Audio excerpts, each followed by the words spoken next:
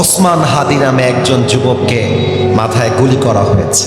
এখনো সে বেঁচে আছে, বাট মাথা এত সেন্সিটিভ জায়গা, এখানে গুলি করলে বেঁচে যায় এমন ইতিহাস খুব কম আছে। বাট ওসমান হাদি বেঁচে আছে কারণ ওসমান হাদির সঙ্গে হাজার হাজার এই জনগণের দোয়া লেগে আছে।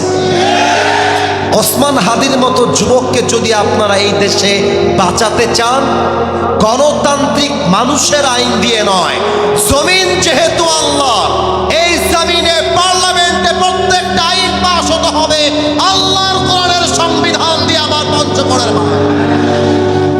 আমরা কোনো মানুষের আইন মানতে রাজি না। আমি আমার মাহফিলে বলেছিলাম আল্লাহর জমিন, আইন চলবে আল্লাহ। এক পাতিনে তার গায়ে বেঁধে গেছে, উনি আমার মাহফিলে বাধা দিয়েছেন। উনি বলেছেন মাহফিলে এসে রাজনৈতিক বক্তব্য দেওয়া যাবে না। আরে বেটা, আল্লাহর জমিন চলবে আল্লাহর কোরআন দিয়ে, এটা কোনো রাজনৈতিক বক্তব্য নয়, এটা বাংলাদেশের 18 কোটি তাওহীদ জনতার কলিজার দাবি। আমার পঞ্চগড়ের ভাই, তাহলে বলেন তো আমাদের রব একজন, তিনি কে? এই যে নিঃশ্বাসটা নিলেন, এই অক্সিজেন কে দিয়েছে? জোরে কে? আরো জোরে কে? এই যে জবান দিয়ে কথা বলছি, এই জবানটা কে দিয়েছে?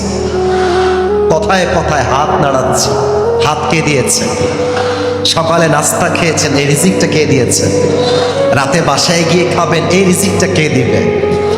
আল্লাহ বলছে বান্দা, ওয়ামা মিন দাব্বাতিন ফিল আরদি ইল্লা আলাল্লাহি রিজকুহা। তোর রিজিকের দায়িত্ব আমার, তোর নিঃশ্বাসের দায়িত্ব আমার। তোর হাত দিলাম আমি, তোর পা দিলাম আমি, নিঃশ্বাস দিলাম আমি, বউ দিলাম আমি, বাচ্চা দিলাম আমি, গাড়ি দিলাম আমি, সম্মান দিলাম আমি। অতএব তুই কোনো মূর্তির বান্দা নোস, তুই কোনো পাথর পূজারি নোস, তুই আমার বান্দা, তুই তোর রবের বান্দা। That's why we are the worshipper of Allah subhanahu wa ta'ala. আল্লাহ খাওয়ায়, আল্লাহ জীবন দিয়েছে, আল্লাহ মানবে। আপনারা জানেন গত শুক্রবার জুমার নামাজের পরে ওসমান হাদি নামে একজন যুবককে মাথায় গুলি করা হয়েছে। এখনো সে বেঁচে আছে, বাট মাথা এত সেন্সিটিভ জায়গা, এখানে গুলি করলে বেঁচে যায় এমন ইতিহাস খুব কম আছে। বাট ওসমান হাদি বেঁচে আছে কারণ ওসমান হাদির সঙ্গে হাজার হাজার এই জনগণের দোয়া লেগে আছে। ওসমান হাদির মতো যুবককে যদি আপনারা এই দেশে বাঁচাতে চান, গণতান্ত্রিক মানুষের আইন দিয়ে নয়, জমিন যেহেতু আল্লাহ, এই জমিনে পার্লামেন্টে প্রত্যেকটা আইন পাস হতে হবে আল্লাহর কোরআনের সংবিধান দিয়ে। আমার পঞ্চগড়ের ভাই, আমরা কোনো মানুষের আইন মানতে রাজি না। আমি আমার মাহফিলে বলেছিলাম আল্লাহর জমিন, আইন চলবে আল্লাহ। এক পাতিনে তার গায়ে বেঁধে গেছে, উনি আমার মাহফিলে বাধা দিয়েছেন।